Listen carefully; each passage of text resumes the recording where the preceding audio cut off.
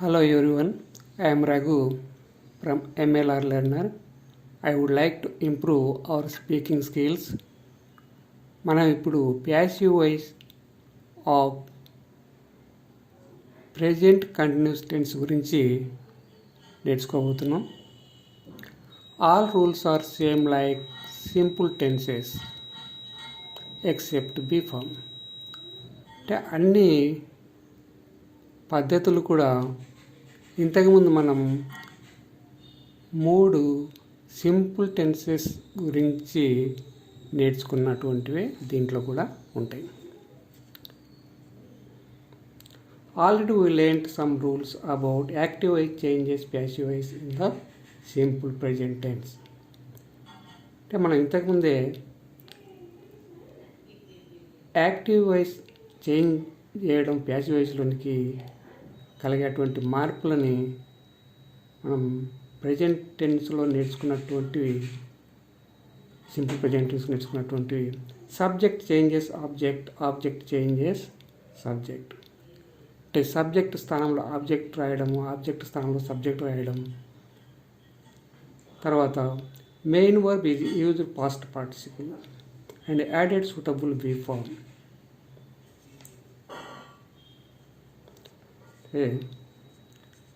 Main verb past participle ఉంటుంది, అంటే V3, మరియు దానికి సరిపోయినటువంటి బీ ఫామ్ కూడా రాయడం జరుగుతుంది, అంటే ఆ టెన్స్కు సరిపోయినటువంటిది. అది పాస్ట్ పార్టిసిపుల్ కన్నా ముందు రాయడం జరుగుతుంది. అదేవిధంగా మనం సింపుల్ పాస్ట్ టెన్స్లో నేర్చుకున్నటువంటిది subjective case and objective case. అంటే సబ్జెక్ట్ ప్రొనౌన్స్, ఆబ్జెక్ట్ ప్రొనౌన్స్, వాటిలో కలిగేటువంటి మార్పు. మరియు we learnt about transitive and intransitive verbs.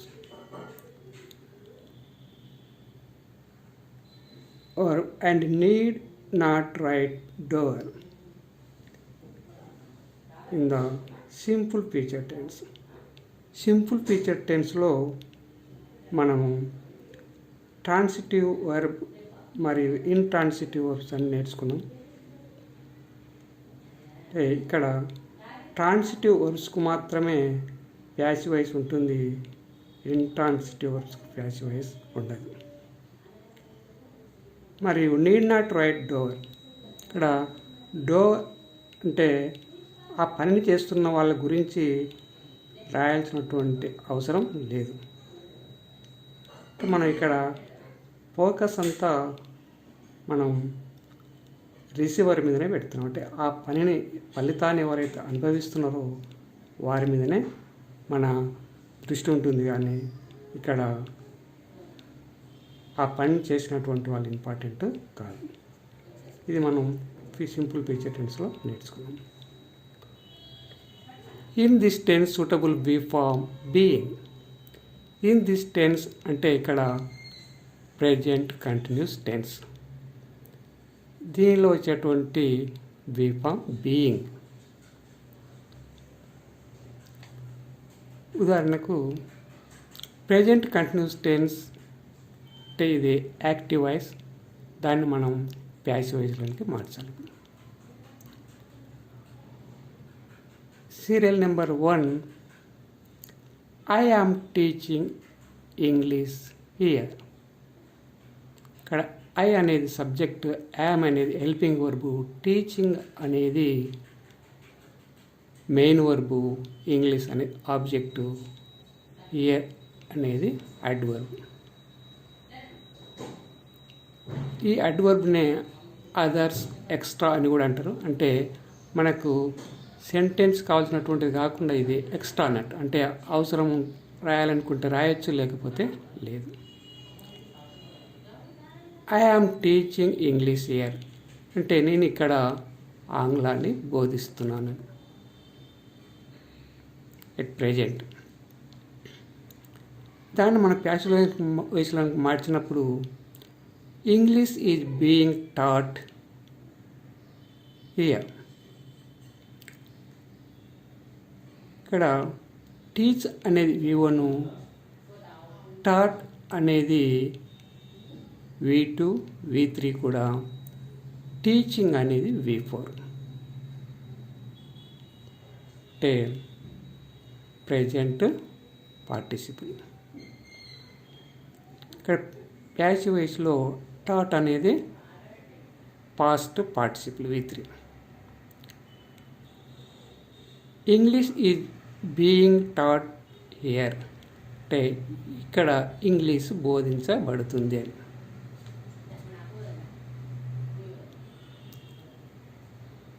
need to write by me. ఇక్కడ ఇంగ్లీష్ అనేది సింగులర్ కాబట్టి ఈజ్ అనే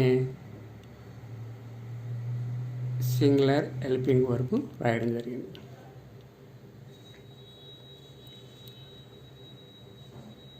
అంటే ఏకవచన క్రియ రాయడం జరిగింది.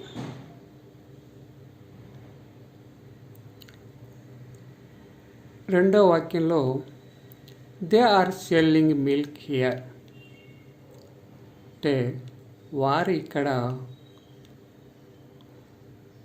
పాలు అమ్ముతూ ఉన్నారు అని. దే అంటే వారు, ఆర్ అంటే ఉన్నారు. సెల్ అనేది V1, సోల్డ్ అనేది V1, V2 కూడా, అంటే పాస్ట్ పార్టిసిపుల్. సెల్లింగ్ అనేది present participle, that is V4. Milk here. Here అనేది ఇది అడ్వర్బ్. దాన్ని మనం ఎక్స్ట్రా అనొచ్చు. అంటే అది ఎక్స్ట్రా లేకపోతే అదర్స్. అంటే మనకి ఇక్కడ టెన్సెస్ కావాల్సింది కాకుండా ఇది ఎక్స్ట్రా అన్నట్టు, అధికం. దాన్ని ప్యాసివ్ వాయిస్లోకి మార్చినప్పుడు milk is being sold here. అంటే ఇక్కడ పాలు అమ్మబడతాయి.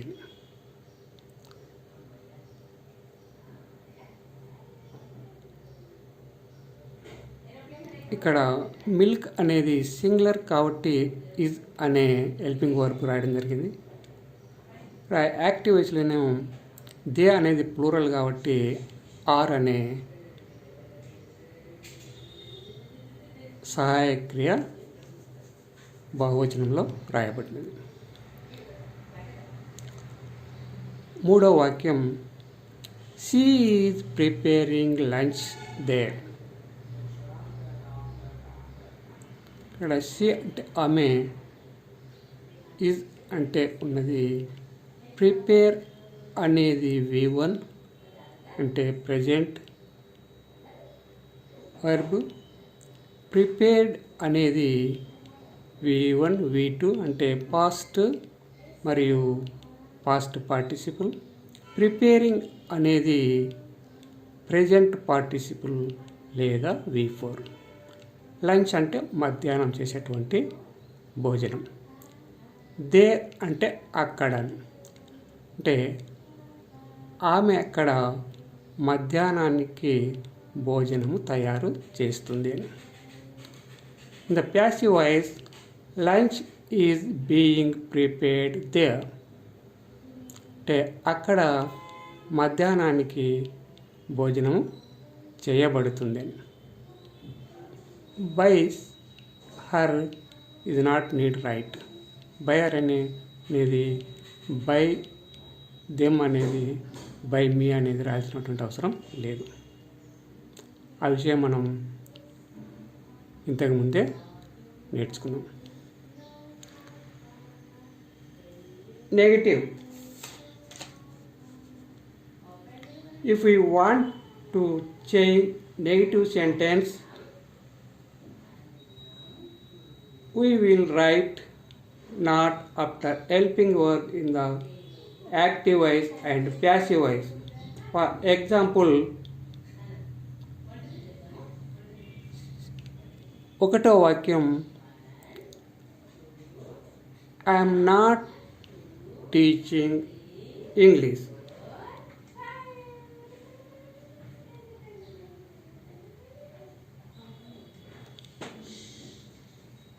అంటే ఇక్కడ యామ్ అనే హెల్పింగ్ వర్బ్ పక్కలో అంటే దాని తర్వాత నాట్ అనేది చేర్చడం జరిగింది. ఐఎమ్ నాట్ టీచింగ్ ఇంగ్లీష్ అంటే నేను ఇంగ్లీష్ బోధించడం లేదు అని. దాన్ని ప్యాసివ్ వాయిస్కి చేంజ్ చేసినప్పుడు English is not being taught అంటే ఇంగ్లీష్ బోధించబడడం లేదు అని. ఇక్కడ హియర్ దేర్ అనేది రాయడం లేదు, ఎందుకంటే ఇక్కడ ప్లేస్ అంటే స్థలం సరిపోవడం లేదు కాబట్టి వాటిని వదిలేయడం జరిగింది. మనకు అవసరం ఉంటే దాన్ని మనం యాడ్ చేసుకోవచ్చు. రెండవ వాక్యంలో they are not selling milk, దాన్ని ప్యాసివ్ వాయిస్కి చేంజ్ చేసినప్పుడు milk is not being sold.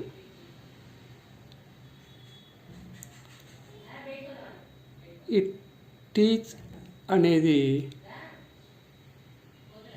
V1, taught అనేది V1 V2, టీచింగ్ అనేది V4, సెల్ అనేది V1, సోల్డ్ అనేది V1 V2, సెల్లింగ్ అనేది V4.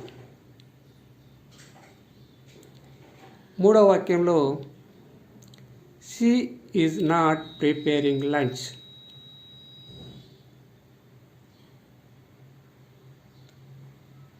అంటే ఆమె మధ్యాహ్నానికి భోజనం తయారు చేయడం లేదు అని. అదే ప్యాసివ్ వాయిస్లో lunch is not being prepared అంటే మధ్యాహ్నం భోజనం తయారు చేయబడడం లేదు అని.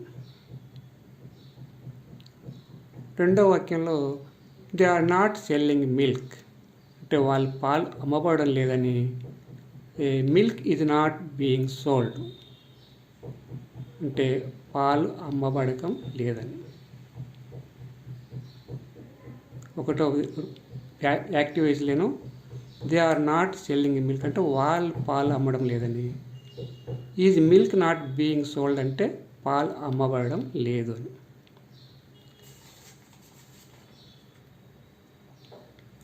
If we want to change interactive sentence, we will write helping verb before subject in the active voice and passive voice and add question mark in the ending.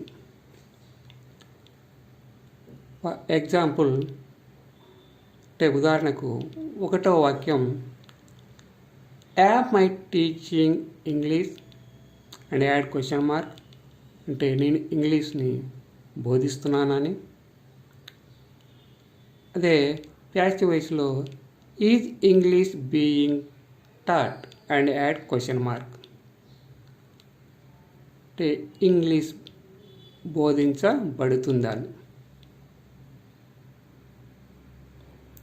రెండవ వాక్యంలో are they selling milk అంటే వారు పాలు అమ్ముతున్నారా అని.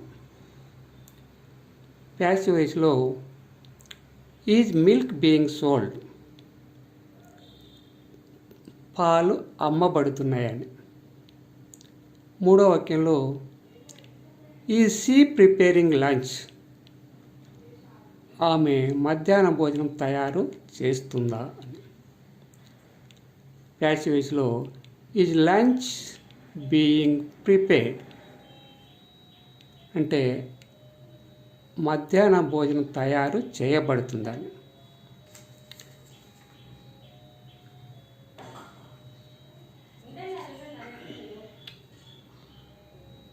We must practice with remaining useful main verb and subjects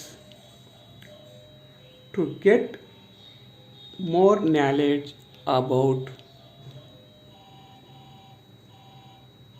passive voice of present continuous tense.